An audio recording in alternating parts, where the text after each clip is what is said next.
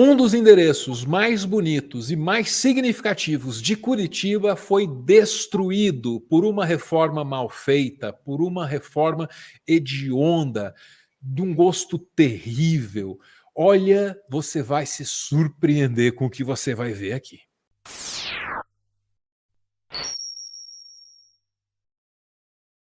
Bicho, não tô brincando, é meme, tá? É viral pro Brasil inteiro dar risada de Curitiba, que às vezes faz por merecer.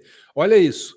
Estão comparando aqui com aquela pintura, acho que foi em Portugal, uma beata da igreja lá, teve a ideia de restaurar um Cristo sozinha, assim. Falou, não, eu tô sem nada para fazer, eu vou restaurar um Cristo. E fez aquela Isso, desgraça isso. lá, né? Agora é Curitiba com o seu Teatro Paiol. Já vou explicar por que esse prédio importa tanto. Então, à esquerda você tinha o prédio como ele era, construído no século XIX, e à direita como ficou. Houve mudanças estruturais no telhado e uma pintura amarela, assim, que destrói o caráter histórico da fachada e cobre informações da passagem do tempo, né? Então, assim, é uma reforma, muito mais uma reforma que um restauro. É um investimento na falta de respeito com o patrimônio histórico da cidade. É isso aí que a prefeitura fez. O Brasil inteiro está dando risada do mau gosto e da incompetência da prefeitura de Curitiba. E olha, não é para menos. Não é para menos. O Teatro Paiol, só para você entender, ele é um prédio do Exército, foi construído no século XIX, aí ali era guardado isso mesmo, pólvora, armamento. Só que a cidade cresceu, Anderson, e ocupou aquela região. Aí ficou perigoso o guarda-pólvora ali. Então, em 1910, fala assim, não, isso aqui não serve mais para nada, não dá mais para guardar a pólvora aí, vamos destinar o prédio para outra coisa. Até chegar aos anos 90, quando vem o Lerner. E o Lerner olha para aquilo e fala, porra, dá para pôr um teatro aí, bicho. Põe aí umas cadeiras, pá, e eu vi muito show muito legal lá, tá? Nessa outra comparação aqui fica mais claro o que aconteceu, Anderson. Olha que tragédia. Em cima você vê como era o Teatro Paiol, abaixo você vê como ele ficou. Prédio assim, lindíssimo, né? Que representa a história de Curitiba, né? Tanto pela sua construção no século XIX, quanto pelo uso inventivo, inovador que ele recebeu no início dos anos 90. Agora vamos tentar entender como é que essa tragédia pôde acontecer, porque não tem mais volta, tá? A história do prédio foi maculada, já era. Gastaram 647 mil reais para fazer aquilo ali. Sinceramente, para o caixa aí do Ministério da Cultura, que foi quem pagou essa desgraça, é pouca coisa. Mesmo para o orçamento da cultura é pouca coisa, 647 mil. O problema é que esse dinheiro comprou um desastre arquitetônico. Pode procurar qualquer especialista no assunto, aquilo ali é uma coisa tenebrosa de você olhar. É uma coisa para a qual a gente tem que olhar e chorar. E aqui, Anderson, vai muito da personalidade e do gosto do prefeito de Curitiba. Deixa eu te mostrar o que é a estética aprazível, o que é a estética que agrada este homem, o prefeito de Curitiba. Ele gosta muito de erguer essas fachadas falsas pela cidade, fachadas que simulam uma época que já se foi, fachadas que simulam estilos arquitetônicos fora do nosso contexto presente, né? E são fachadas, Anderson, de baixíssima qualidade. Você chega perto delas e você repara que a coisa é meio que feita assim de isopor. É feio, é brega e é barato, é mal feito. Aqui tem outro exemplo, né, de uma fachada ridícula, inútil, se não ornamental, para dar um desconto, né, erguida pelo prefeito de Curitiba. Da terra de Guairacá, jardim cheio de rosas, coração do Paraná. E aí, cara, ele tem essa ligação super pretensiosa com a arte. Ele se considera um sujeito muito culto. Ele também é o homem responsável pela festa dos 500 anos do Brasil. Ele era ministro do Turismo. Quem é mais velho lembra dessa festa. Vamos comemorar os 500 anos do descobrimento, do Brasil. Lembra? Aí ia ter relógio com contagem regressiva instalado nas capitais, os relógios não funcionavam. Ia ter uma caravela igualzinha dos portugueses navegando ali na Baía de Guanabara, a caravela não navega. Foi uma merda assim, o cara não conseguiu fazer uma festa. Imagina gerenciar uma cidade, né? E ele tem essa relação assim com a arte. Ele acha que ele é um homem culto, ele acha que ele é um homem sofisticado, ele acha que é um homem que entende de arte, né? Ao passo que o gosto dele resulta, né, numa transformação desse espaço para esse que a gente está vendo abaixo. Ao passo que a estética dele resulta nessas fachadas horrendas, hediondas, desgostosas de olhar que ele ergueu em mais de uma oportunidade por Curitiba, né? Então esse é o senhor Rafael Greca, que gosta de falar o nome dele inteiro, sabe, Anderson? Porque ele é um aristocrata, Rafael Valdomiro Greca de Macedo, membro de uma das famílias mais antigas que ajudaram a construir essa cidade, né? E ele é um cara que gosta tanto de arte, mas tanto de arte, que já foi acusado, Anderson, de roubar arte do acervo da prefeitura de Curitiba. Ninguém provou nada, tá? Ninguém provou nada. Mas ouça ele falar sobre isso. O comendador José Ribeiro de Macedo, que morreu em 1917. Sempre essa merda, Anderson. Meu avô, meu bisavô, meu tataravô. Desculpa, eu só posso fazer só uma observação? Claro, claro.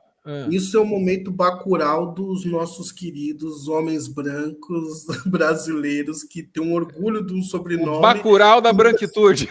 Isso, é o bacural da branquitude. Mas desculpa, pode continuar. Você pergunta que horas são um homem branco, ele fala assim, eu sou o fulano de tal, que vem de Nápoles. Tipo isso. É isso. Eu sou descendente desse daquele, minha família é isso, minha família é aquilo. Você só perguntou o horário, você só perguntou onde fica a rua tal. Você só perguntou onde fica a rua tal, ele te dá toda essa explicação. Tudo isso, tudo isso. Esse é o aristocrata. Mas vamos ouvir ele explicar que ele não roubou uma fonte do século XIX do acervo municipal. Meu bisavô, comendador José Ribeiro de Macedo, que morreu em 1917, legou o seu patrimônio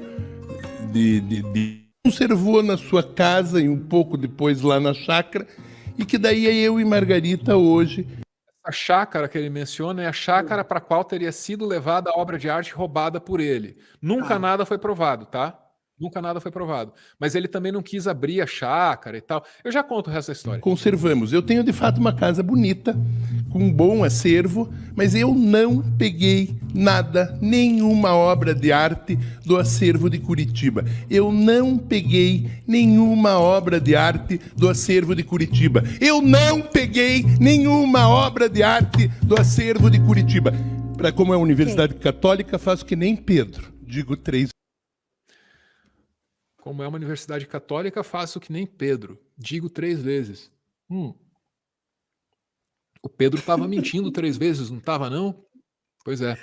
Bom, uma sindicância na prefeitura, Anderson, uma sindicância apurou a história do sumiço da fonte, e a sindicância foi encerrada sem concluir responsabilidade ou culpa dele, mas a sindicância foi encerrada na gestão dele. Ele virou prefeito, né? E aí a sindicância rolou tal e terminou sem conclusão nenhuma, então ninguém pode provar que o cara roubou a obra de arte, como também ninguém pode provar que ele fez parte da máfia dos bingos dos anos 90, né?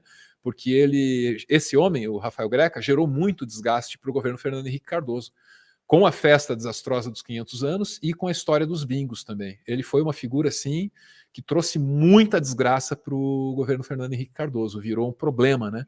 E agora é isso, Anderson, agora essa reforma aqui que me entristece de um jeito muito profundo, porque esse é um lugar que me evoca lembranças, e vê-lo dessa forma me entristece, meu amigo. Eu gostei da palavra evoca. Eu queria começar de trás para frente. Primeiro, daquelas obras que eu achei bem interessante, que é só uma... Eu, de novo, vou ser obrigado a voltar ao Chaves. Me lembra muito alguns cenários do Chaves, né? Aqueles cenários que eles quebram parede. Mas eu queria falar que eu queria... O nome do prefeito, por favor? Só o primeiro, que eu não consigo... Chama de Rafael só, para ele ficar bem puto. Tá, Rafael, você tem que falar o nome completo do aristocrata, senão ele não se sente representado.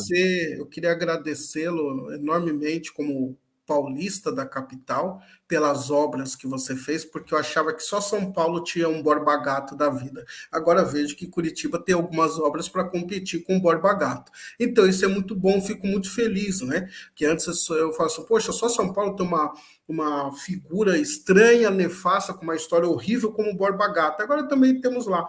E falando da palavra invocar, eu queria evocar aqui, não sei se é porque eu estou com fome, mas eu gostei dessa obra do senhor, seu Rafael.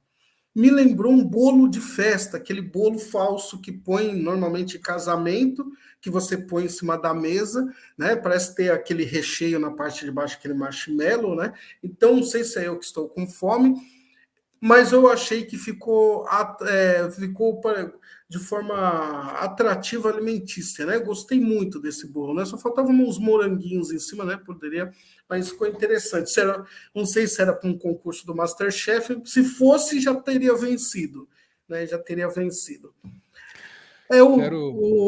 A questão, Álvaro, de tudo isso é que a gente tem que discutir, a gente precisa, quando a gente fala de um governo participativo, não dá para a gente ter governos mais. Eu sei que é meio utópico, mas que tem um poder divino, sabe, de Thanos, onde tudo ele um dia acorda e ele fala, olha, eu vou fazer vou fazer uma obra aqui, e ele chama seus pares e começa a fazer uma obra. Isso tinha que ser discutido anteriormente com as pessoas, com a população e com os eleitores da cidade. Até entendo, se todo mundo achar que deve fazer, daí mostra a planta, ó, a gente quer fazer isso aqui, ó. Aí ó, mas não é assim, é tudo feito na canetada e você acorda um dia, você vê uma obra dessa. O cara pegou uma arquitetura histórica e transformou num bolo falso de casamento. Pois é. Isso é inadmissível. Mas é isso. Por isso, quando eu volto na transição do governo Lula, eu entendo da tal frente ampla, mas eu entendo também que ele vai ter que recuar em alguns pontos para entender que o governo dele, até acredito que só vai se manter se a força popular estiver ao lado dele. A gente não pode mais fazer um Brasil sem força popular. Numa canetada, um prefeito, um governador acorda de manhã. Hoje o Lula esteve com os catadores e falou dessa que foi falado aqui, sobre colocar paralelepípedo e colocar, literalmente, cimentar o viaduto para o morador em situação de rua não poder dormir ali. Né? E aí você trata ele com indignidade. E quem é que disse que ele tem o direito de fazer isso? Eu não escolhi isso. E muita gente não escolheu isso. Né? Então, a questão da população estar participando nas decisões principais de uma cidade, de um estado, evitaria que a gente estivesse transformando uma obra histórica num meme na mídia social. Quero encerrar esse corte anunciando ao pessoal da prefeitura que está aqui me assistindo, passem o recado. Eu escreverei, em hora apropriada, a biografia do senhor Rafael Greca Valdomiro de Macedo. Eu decidirei como este homem será lembrado.